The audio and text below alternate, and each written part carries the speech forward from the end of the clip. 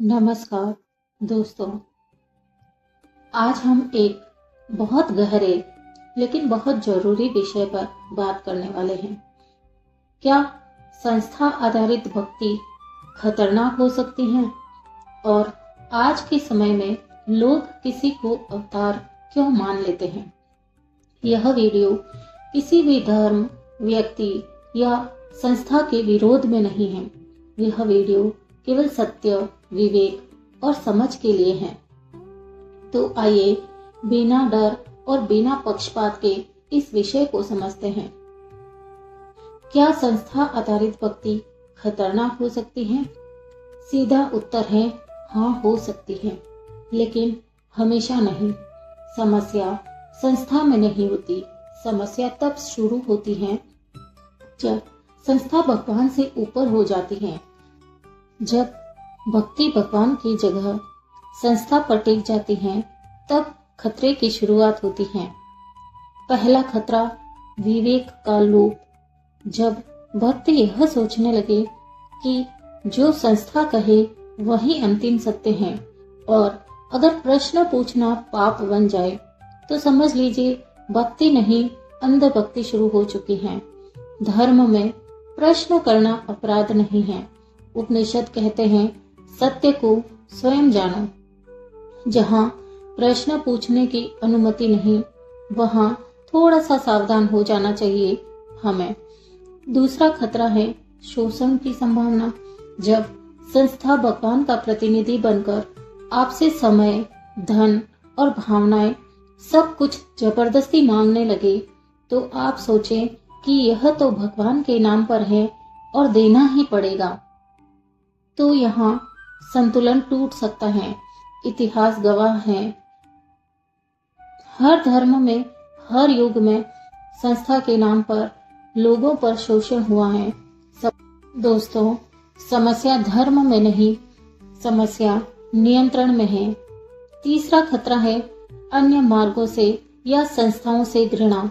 जब यह सिखाया जाए कि हम सही हैं, बाकी सब कुछ गलत है, तो यह धर्म नहीं, अहंकार है। सच्चा धर्म कभी दूसरों को छोटा नहीं करता, वह जोड़ता है, तोड़ता नहीं।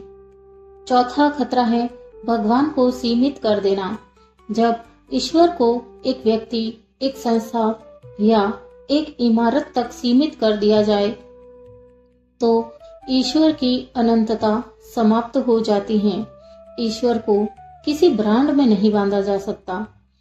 लेकिन क्या हर संस्था गलत है? नहीं, यह संस्था तब तक गलत नहीं है यदि वह सेवा सिखाती है, नैतिकता सिखाती है या विवेक को जीवित रखती है और प्रश्न पूछने की स्वतंत्रता देती है, तो वह सहायक हो सकती है भगवान की, ईश्वर की भक्ति में। समस्या संस्था में नहीं, संस्था को भगवान बना देने में है।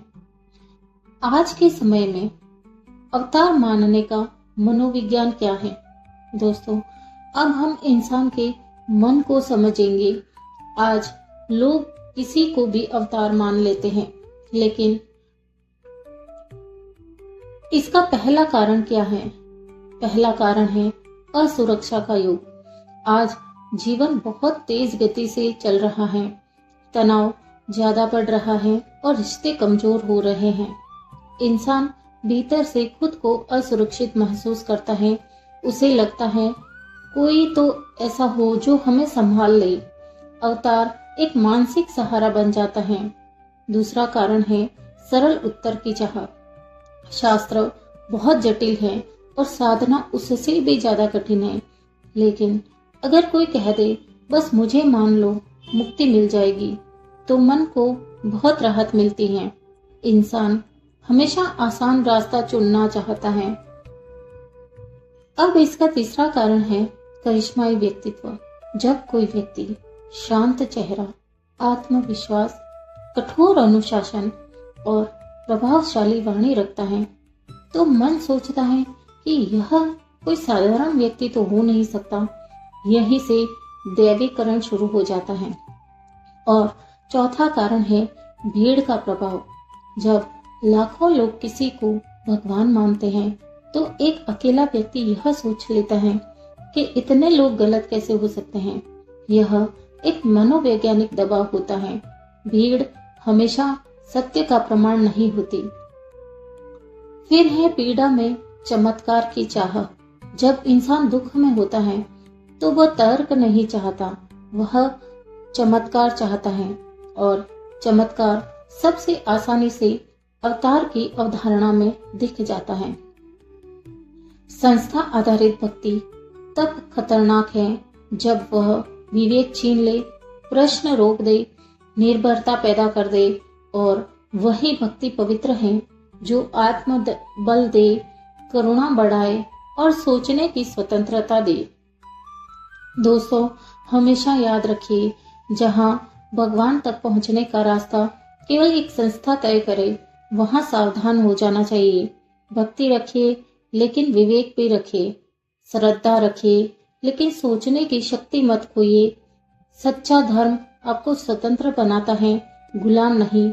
अपने धर्म के शास्त्रों को हमेशा अध्ययन करते रहना चाहिए और ताकि हमें भगवान और भक्त के बीच का फर्क महसूस हो सके।